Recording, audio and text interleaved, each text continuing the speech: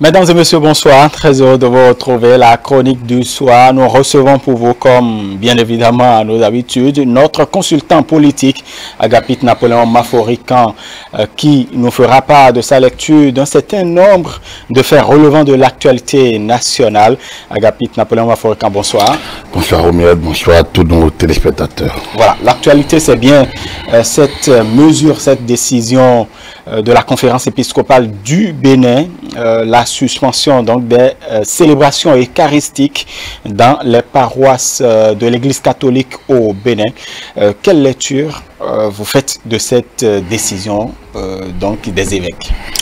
Écoutez, je ne suis pas surpris, même si on peut lire à travers cette décision la gravité de la situation, parce que l'Église a été obligée, l'Église catholique a été obligée, c'est rare, on sommes en temps pascal, c'est le temps de la Passion, où un certain nombre de célébrations sont importantes dans la pratique de la ritualité catholique, le temps de Pâques, temps de Carême, chemin de croix, les moments de pénitence, un certain nombre d'instants particuliers. Ça ne va pas empêcher, justement, je parle de pénitence, de confession, donc de remise en cause, où les célébrations sont nombreuses, multiples, très solennelles. Je pense que l'Église a pris la mesure des dernières interventions du gouvernement. Le gouvernement a demandé que les cultes se déroulent, bien qu'on respecte tout au moins un certain nombre de règles, notamment les limites d'un mètre entre les fidèles et autres. Imaginez le chemin de croix à l'air libre, parfois, en pleine cour d'une paroisse, d'une chapelle. Est-ce que l'Église éparpillée à travers notre pays, avec l'abondance des demandes en ce temps de passion, c'est pas si évident.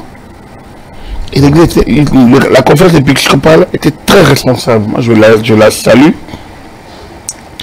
Et en même temps, je mesure la gravité. J'ai été éduqué dans l'Église catholique. Je connais ces instants, je connais leur solennité. Et je mesure tout le sacrifice qui a été fait pour en arriver là. Et également la portée de la responsabilité de la conférence épiscopale que je salue par ailleurs. Donc, j'ai déjà écouté les assemblées de Dieu, interdit, mariage, enterrement, évangélisation. Voilà. Donc, écoutez, l'Église catholique vient de lui emboîter le pas dans la gravité des décisions prises. Mais tout ça se fait dans la logique de la sortie gouvernementale lors de sa condition Conseil des ministres extraordinaire du 18 mars. Alors, donc, ceux qui parlent des décisions minimales commencent par comprendre aujourd'hui la portée responsable de cette décision qui interpelle chaque acteur, chaque groupe, chaque confession, chaque entreprise, chaque entrepreneur. Les mesures gouvernementales du 18 mars sont des mesures de très haute portée gouvernementale, de très haute portée politique, mais également sociale, et qui interpellent chaque acteur de la communauté. Et aujourd'hui, nous nous rendons compte que chacun commence par prendre les groupes organisés, les groupes sérieux, les groupes responsables commencent par prendre la mesure des décisions gouvernementales et donc à agir en connaissance de cause. Et c'est à saluer. C'est grave, c'est solennel, c'est difficile, c'est unique, mais c'est nécessaire. Voilà, effectivement, vous le dites si bien, c'est bien sérieux parce que ce conclave des évêques du Bénin a pris fin à 3 heures du matin, et donc cela témoigne de ce sérieux accordé à cette sortie. Donc, sérieux, mais c'est de la difficulté. C'est une décision difficile. Imaginez donc que ça n'a pas été facile de le prendre. Mais également, c'est que les évêques, tout comme le gouvernement l'avait fait, ont dû analyser les contours. Ils ne peuvent pas contrôler l'affaire. C'est pas possible. Parce que, un peu de sérieux nous aurait empêché un certain nombre de dérives. Regardez, on parle du Burkina. Burkina, c'est un pays voisin, c'est un pays avec lequel nous partageons la communauté. Beaucoup d'éléments communs, la CEDEAO, le Conseil de l'Entente, l'UEMOA, entre autres. Sinon, l'État sahélien et autres. cette famille Kalambiri qui était à une manifestation en Europe et qui est rentrée sans observer les règles de discipline, aujourd'hui, le Burkina est à des dizaines déjà de cas contaminés. Et nous sommes à la porte du Burkina. Et le Burkina n'a pas fermé ses frontières. Donc, nous sommes potentiellement menacés. Et c'est pour ça que nous devons être vigilants. Et c'est cette vigilance qui a donné lieu à ce que nous avons eu. Donc, ce n'est pas si évident à tous de comprendre la gravité. Il a dû y avoir de grands débats, d'échanges, d'analyses, d'études de cas, de tous les contours pour en arriver là. Et une fois encore, je salue cette décision. Donc, je mesure la portée, la gravité, mais surtout l'ampleur et les conséquences que ça, positives que ça aura dans la gestion de cette pandémie. Il y a certains qui pensent, Agapit Napoléon Maphorican, que l'Église est tout de même le recours quand on est dans des situations comme celle-ci. En temps de crise, on se réfugie à l'Église. L'Église qui ferme maintenant ses portes. Non, l'Église n'a pas fermé ses portes. L'Église a interdit les célébrations, les grands rassemblements dépassant 50. Parce que, comme je vous l'ai dit, la philosophie, c'est le respect des distances, c'est le respect des décisions. Ce n'est pas que la célébration qui est le problème. Ce n'est pas que la rencontre des fidèles qui est le problème. Quoique, il faut que la rencontre des fidèles sérieux, qui comprennent. Par exemple, se serrer la main, se faire la collade, faire la bise, tout ça. Regardez comment l'Église a évolué. Il y a 10 jours, on parlait de ne plus se serrer la main, hein, de la communion. Tout ça, mais aujourd'hui on est allé au-delà parce que ça, donc c'est pour vous dire, non, ce n'est pas là. Les lieux de culte ne sont pas fermés. Les gens peuvent aller faire encore des prières. Il a laissé la latitude au niveau diocésain d'autoriser selon le cas un certain nombre de célébrations, mais la sanctification ne doit pas dépasser les 50.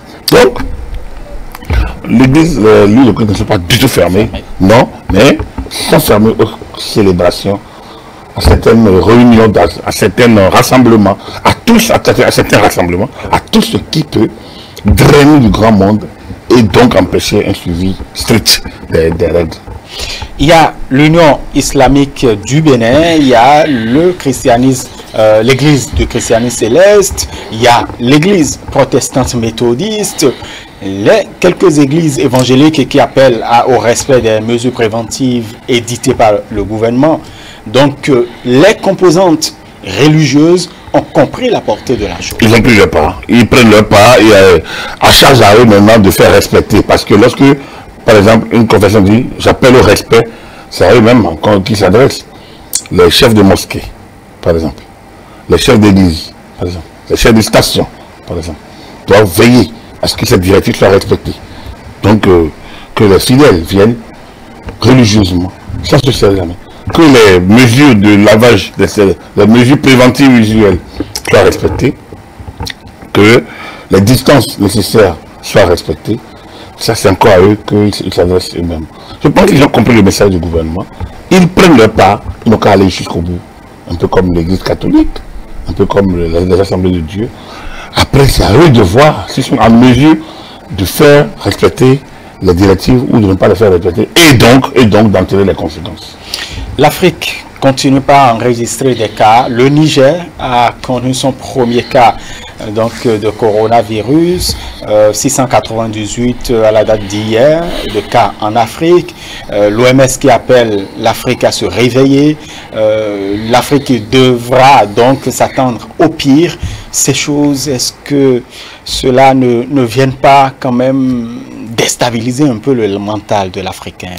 Non, l'Africain ne doit pas se laisser déstabiliser.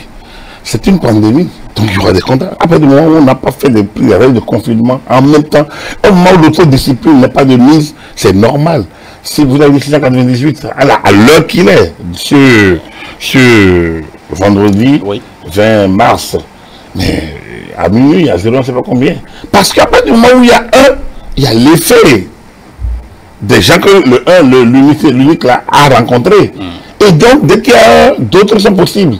Et donc, c'est la rigueur dans le respect des mesures qui permettra à ce qu'on atteigne finalement la phase 0 de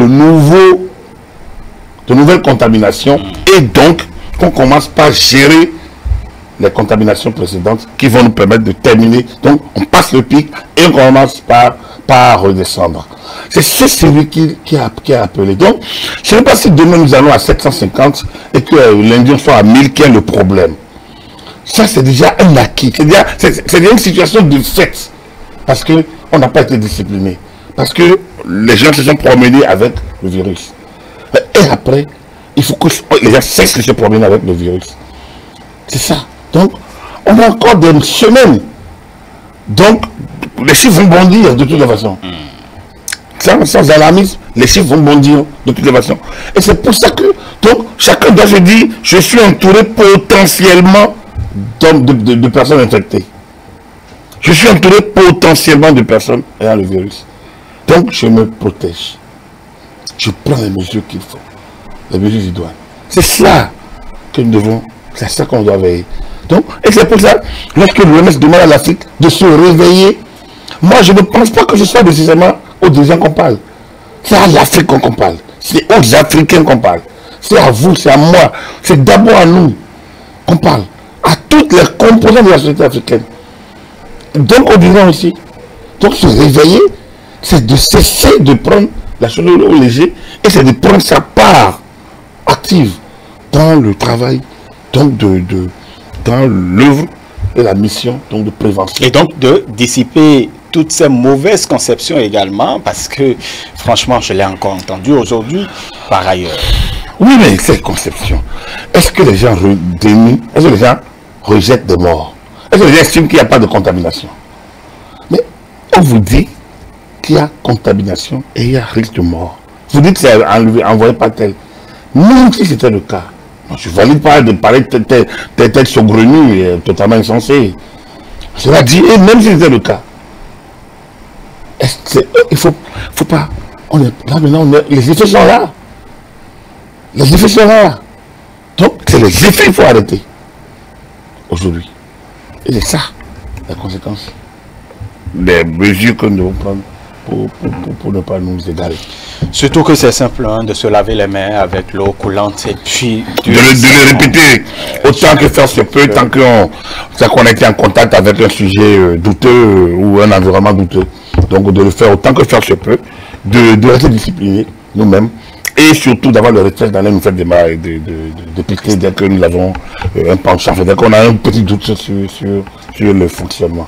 Je voudrais quand même ajouter que on doit faire attention qu'il n'y a pas que le coronavirus qui est source de maladie, il y a le paludisme, il y a d'autres maladies. Donc nous sommes mobilisés contre le coronavirus, mais n'oublions pas de prendre les autres précautions parce qu'il y a d'autres maladies. Tout à fait, il faut renforcer et que tant que l'immunité, enfin, son système immunitaire. Le système immunitaire est mis à mal. Un virus de coronavirus encore nous atteindra beaucoup plus. Donc, faisons-nous prémunir déjà des autres et à faire front contre le coronavirus. Très bien, merci. L'autre sujet que nous allons aborder avec vous, Agapit Napoléon Maforican, c'est bien ce passage désormais observé donc à la tête de l'autorité nationale de lutte contre la corruption, Pascal et René Koupaki, qui gère les affaires courantes, pas de renouvellement donc de mandat au sein de l'autorité nationale de lutte contre la corruption. Comprenez-vous cette décision du gouvernement? Je ne suis pas l'exécutif, donc comprendre, d'abord mon avis, est-ce qu'il compte? Je ne sais pas. Mais cela dit, est-ce que je comprends? Oui. Quelque part oui. Quelque part oui. Parce que déjà, quand nous y étions, quand j'y étais, oui. Donc depuis la première mandature, nous nous sommes déjà rendus compte que les tests n'ont pas été bien rédigés. Les tests ont beaucoup d'insuffisances. La loi 2011-20 du 20 octobre 2011 portant lutte contre la corruption et autres infractions connexes à la République du Bénin a trop d'insuffisances. Déjà même dans la composition du conseil, dans son mandat, dans ses moyens, dans même les qualifications des infractions, dans l'incrimination, dans les peines, il y a beaucoup, dans les procédures, il y a beaucoup à dire. Nous avons fait des recommandations à l'époque. On en a fait énormément. Je me rappelle, j'étais secrétaire permanent. Donc dans la mandature 2013-2016 qui s'est prolongée jusqu'à mars 2017. Nous avons fait beaucoup de recommandations. Même dans le rapport de fin de mandat, nous avons mis tout ça. Si ces recommandations avaient été prise en compte. Peut-être que même la deuxième mandature n'aurait pas été installée en son temps. Mais elle s'est coïncidée, la deuxième mandature, avec l'arrivée donc du président Talon et donc des réformes. En même temps, le président qui s'est lancé directement dans ces réformes. Et donc, ce volet n'étant pas encore connu réellement de lui, là, il connaît le phénomène de la corruption, il veut le combattre, il a dit qu'il s'y est préparé en même temps et immédiatement, et il a attaqué le fléau. Et l'ANLC n'est pas impactant dans le dispositif. C'est là le problème. L'ANLC, malgré tous les noms, malgré la volonté de ses membres, l'ANLC, les textes ne lui donnent pas d'impact en réalité. La force exécutoire. Non, de rien. L'ANLC, c'est comme une administration indépendante qui est chargée de faire de la sensibilisation contre la corruption. Alors, on a tellement sensibilisé. Vous avez beau vous déployer. On s'est déployé. Sans doute, la mandature qui a fini a dû se déployer. Mais le problème est quoi? On vous dit d'informer le procureur de la République de tout fait dont vous avez connaissance. C'est leur mission fondamentale. Ensuite, de rédiger un rapport annuel sur l'état de la corruption. De voir si les ministres ont demandé de procédure. Donc, quand vous regardez la mission, elle n'est pas impactante. Même vos saisies de procureur ne lient pas obligatoirement le procureur. Et quand j'y étais, nous avions saisi le procureur d'un certain nombre de dossiers qui n'ont pas eu de suite. Parce que le procureur a d'autres exigences, a d'autres exigences. Tout à fait. Donc, et peut-être l'enquête telle que c'est menée au niveau administratif n'est pas suffisamment dense pour que le procureur puisse agir. Et même quand le procureur envoie fait ce qu'ils appellent des choix transmis qui permettent aux OPJ de revoir l'enquête. Parfois, ça n'aboutit pas. Parfois, des témoins se rétractent. Parfois, parfois vous-même, membre de l'ANLC, vous n'êtes pas couvert. Oui. Le membre de l'ANLC n'a pas d'immunité fonctionnelle. Et parfois, lorsque vous traitez certains dossiers, même certaines personnes contre lesquelles vous agissez, vous pouvez vous retrouver contre vous aussi. Vous menacez. Vous êtes livré parce que vous êtes obligé de vous défendre à nouveau. Parfois, vous regardez des yeux de suspicion. Donc, globalement, les choses sont mal parties. Pourquoi? Excusez-moi. Parce que simplement, cette loi, on en voulait. À un moment donné, la lutte contre la corruption était devenue un peu le leitmotiv. Et donc, on a tout fait. Le président a tout fait pour avoir la loi. Je me rappelle quand la loi a été votée, il a fait un discours à la nation. Il en voulait. Mais le texte a été voté avec beaucoup d'insuffisances. Énormément d'insuffisances, je dois vous le dire, que c'est salutaire que le gouvernement ait pensé à la relire. Parce que je me rappelle encore de votre combat quand vous étiez à la NLC concernant par exemple le dossier de déclaration de patrimoine. Je prends par exemple ce dossier. On dit recevoir et conserver les déclarations de patrimoine des personnalités. Ok. Recevoir copie des déclarations de patrimoine. Bien, voilà. Alors, donc si c'est copie, ça veut dire que le titulaire n'est pas la NLC. Le titulaire, c'est la Cour suprême. La Cour suprême qui est une institution de la République. Contrairement à l'ANLC qui est une structure, oui. Un organe légal, mais n'est pas une institution. Par exemple, la Cour suprême a sa procédure. Vous demandez copie, la Cour ne vous répond pas. On vous dit, mais vous allez même entasser ça où? Si on reçoit même les copies, là, on va les caser où? Par exemple.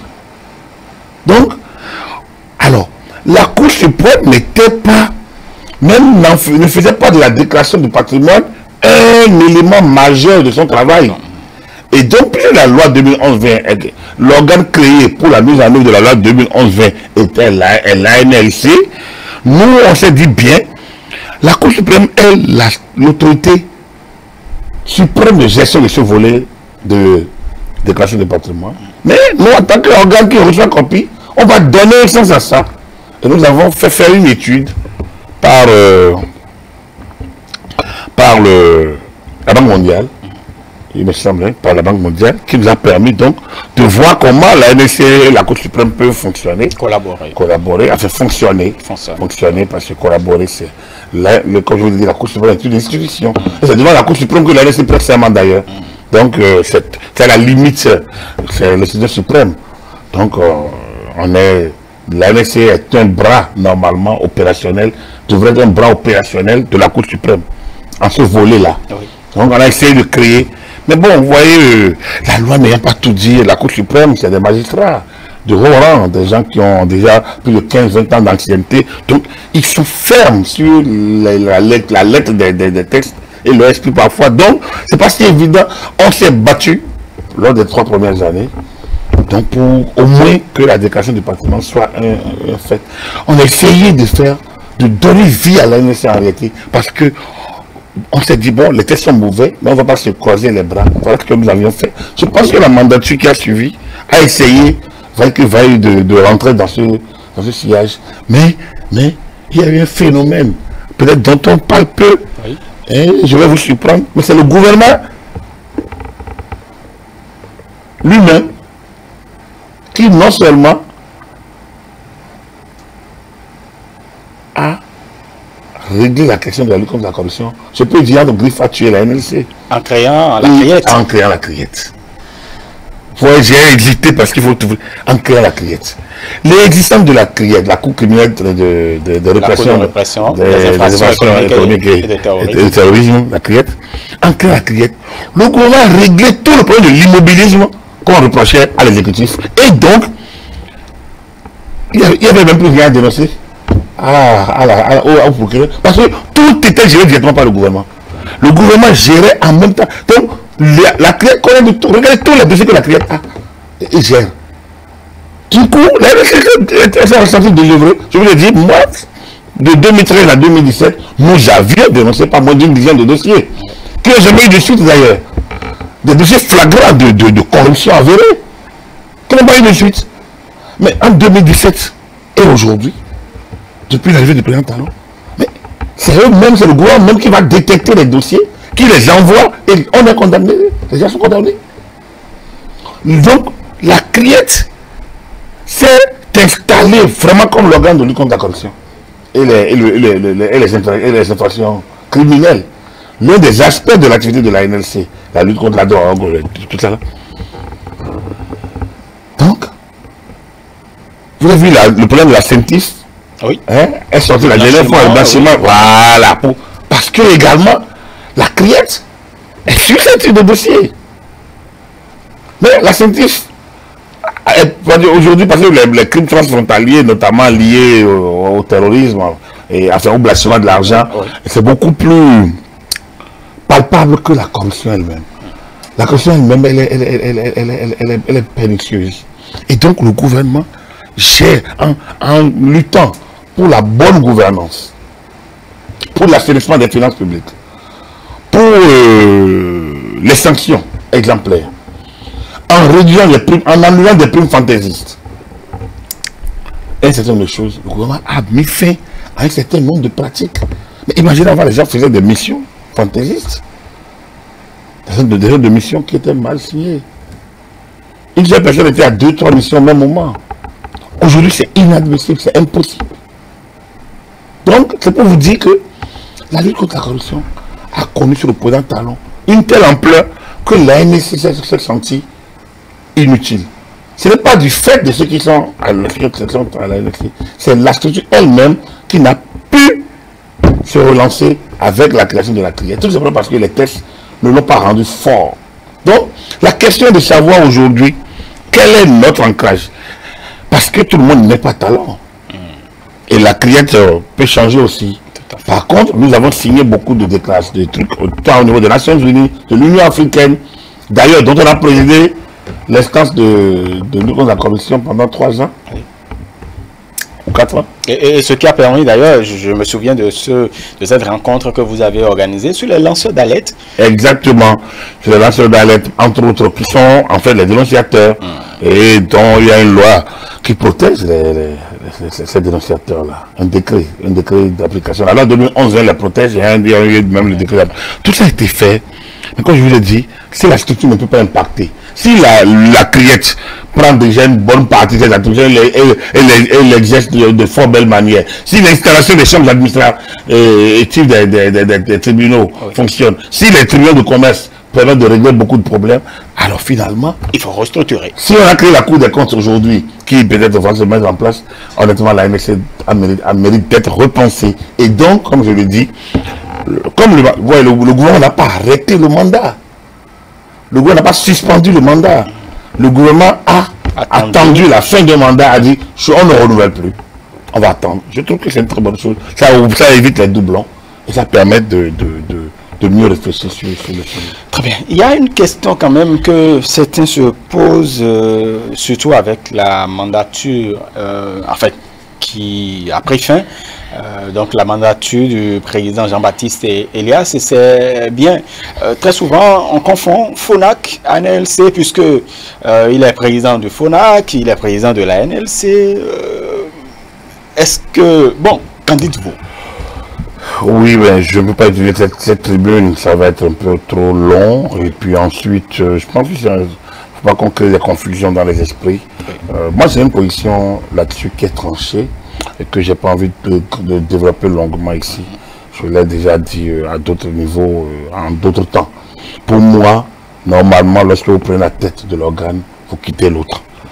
Vous quittez l'autre. En fait, le président Jean-Baptiste Elias est président du FONAC, Fonds des organisations nationales anticorruption, qu'il est depuis une décennie. C'était d'abord Massimien Sosouglo, après la rencontre, le Forum national des organisations de lutte contre la corruption, organisé par Mathieu Kérékou, 98, il a été de mettre en place une structure, et c'est le Front AND, et le Front a été dirigé par Massimien Sosouglo. Ensuite, Jean-Baptiste Elias a pris la direction. Donc, il est président du FONAC, qui est une organisation de la société civile. Et la loi 2011-20 sur les 13 membres composant la NLC a prévu un des représentants des organisations de la société civile en lutte, dans le domaine de la lutte contre la bonne gouvernance. Donc, c'est là que M. Jean-Baptiste Elias, qui était déjà président de l'OLC, l'organisation de lutte contre la corruption, qui a été créée par décret sur Mathieu Kérékou, qui était là. Donc, M. Jean-Baptiste Elias a été désigné pour siéger à la NLC, première mandature. Il a siégé, mais il n'était pas président.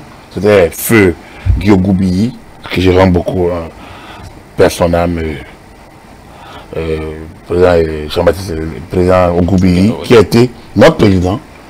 Et j'ai eu la chance et l'honneur, le plaisir aussi de travailler à ses côtés comme rapporteur et secrétaire permanent à l'époque. Donc Jean-Baptiste Elias était membre donc, de l'organe. Et déjà, il était président du FONAC. Ça crée une sorte de doublon parfois, parce qu'il est membre ici, mais il agit sur le même terrain de l'autre côté comme président. Parfois, on sent, il y a une sorte de conflit d'intérêts. Hein? Mais ce n'était pas sa faute. Les textes n'avaient pas dit non. Bon, les gens auraient pu comprendre, je ne sais pas, c'était à l'interne.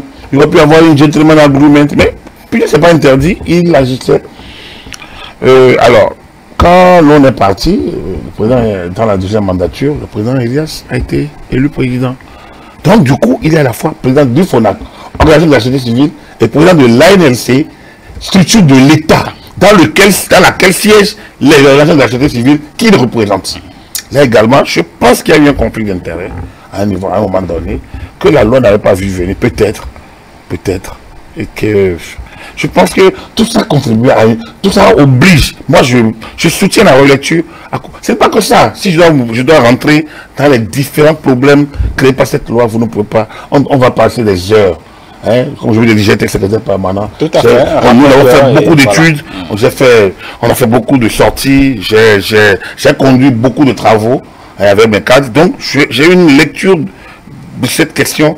Et nous étions en conflit avec certains membres, justement parce que cette affaire de conflit d'intérêt nuisait à l'image de l'ANLC. Vous allez voir, les gens disent l'ANLC de Jean-Baptiste Elias. Oui. Non, ce n'était pas l'ANLC de Jean-Baptiste Elias, c'est l'ANLC tout court. Parce que c'est l'autorité nationale de lutte contre la corruption. Mais la loi était faite de telle sorte que chacun continue ses anciennes activités et continue d'être à l'ANLC, de telle sorte que ça crée une confusion. Donc vous voyez, ce qui aurait été peut-être mieux, c'est que le président du FONAC se mettait en réserve le temps de finir, pour qu'on voit un autre visage du FONAC, au moment où lui était à l'ANLC. Mais la loi ne l'a pas dit. Est-ce qu'on pourrait l'obliger? Non, à mon avis, c'était... Donc moi je pense que c'est les textes, et c'est pour ça que je dis, je salue cette décision gouvernementale donc de remettre à plat. Je pense qu'on est allé un peu trop rapidement dans la confusion et sans réfléchir. Et on a accepté de naviguer à vue. Quand avec Yahi, on n'avait pas les moyens. On n'arrivait pas à avoir les moyens parce que c'était tellement bon.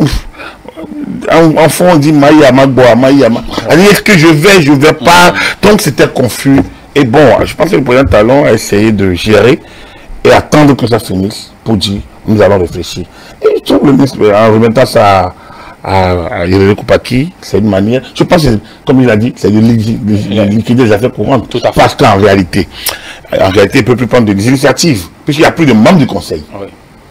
Il y a 13 personnes qui doivent siéger, il n'existe plus. Le mandat est terminé. Ça veut dire quoi? Qu'il y a l'administration qui est là, il ne peut plus réellement agir, donc il faut gérer un peu les dossiers qui sont en cours, et peut-être voir un peu ce qui va se passer avec les nouveaux tests. Je pense que le gouvernement a très bien réfléchi, honnêtement, et d'ailleurs, comme ils le font d'ailleurs, je salue cet esprit, et visuellement que nous retrouvions une structure meilleure qui accompagne le travail et qui le pérennise, parce que le gouvernement, le président Talon agit énormément dans la lutte contre la prédation des ressources publiques, dans la lutte contre la corruption, dans la lutte contre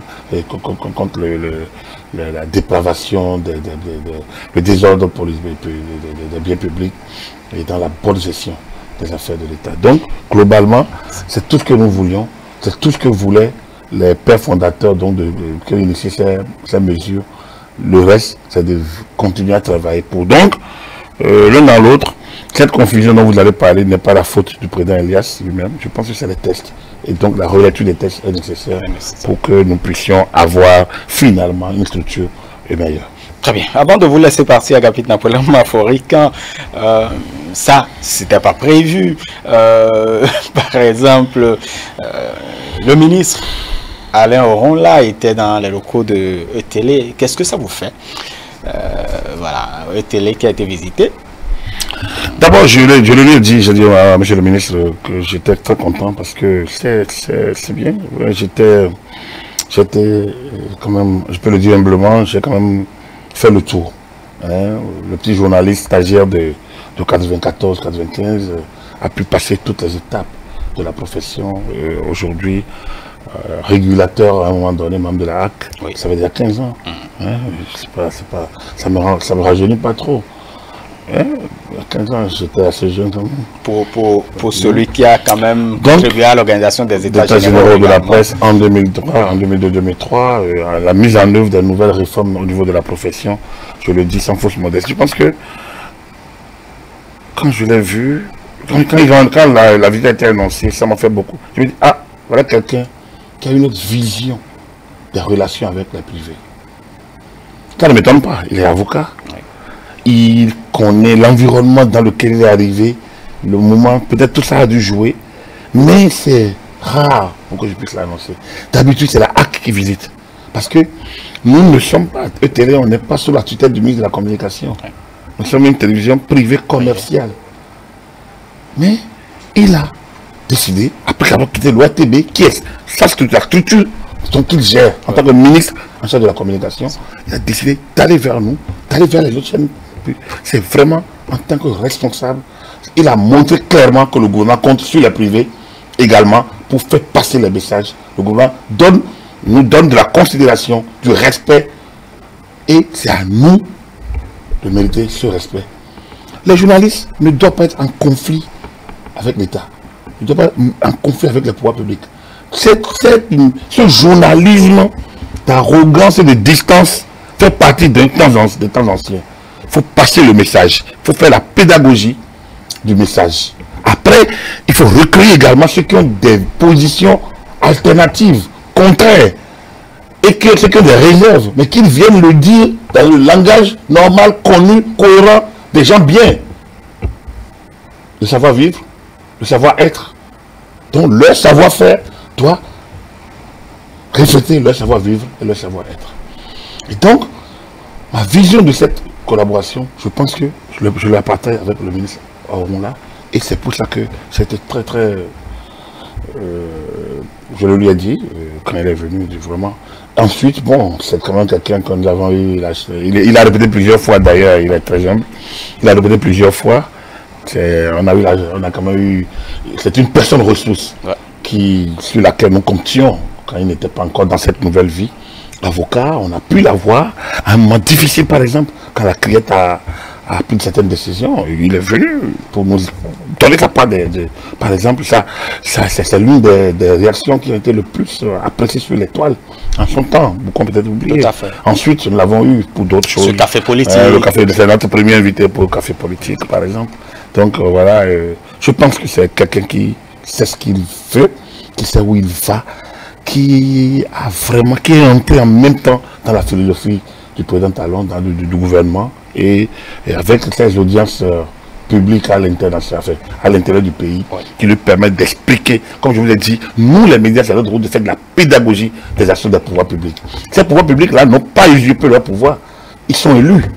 Et qui sont élus représentent légitimement les populations. Ils nous représentent, ils agissent en notre nom. Nous devons expliquer comment ce qu'ils font, la manière dont ils le font, ce qu'ils pensent faire, pourquoi ils sont dans cette dynamique. Maintenant, nous accueillons volontiers, on a du mal à les avoir, ceux qui ont des alternatives à proposer. Nous recevons des gens qui lancent des incantations du genre on n'est pas, vous êtes vendu, on est passé, le gouvernement ici. Non, il ne s'agit pas de lancer, il s'agit de raisonner.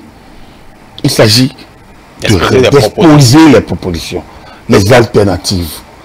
Et ça, toute personne qui en aura, les antennes de la télévision, toute personne qui dit, nous on n'est pas d'accord avec le gouvernement, nous pensons qu'au lieu de faire ci, on aurait fait ça. Moi-même, je l'ai dit, consultant, analyste, au moment où le gouvernement a pris sa décision du 18 mars, j'avais pensé, j'avais estimé, j'avais espéré, par exemple, qu'on ferme les écoles. Et puis, le gouvernement a pris sa décision, j'ai eu le temps de les analyser. Pourquoi ils sont allés là? Pourquoi ils n'ont pas fermé? Pourquoi ils ont... Et puis après, vous vous rendez compte qu'il y a beaucoup de paramètres qu'individuellement on n'analyse pas. Donc, celui qui est là parce que nous lui avons fait confiance. Voyons jusqu'où, pourquoi telle décision est prise au lieu de telle.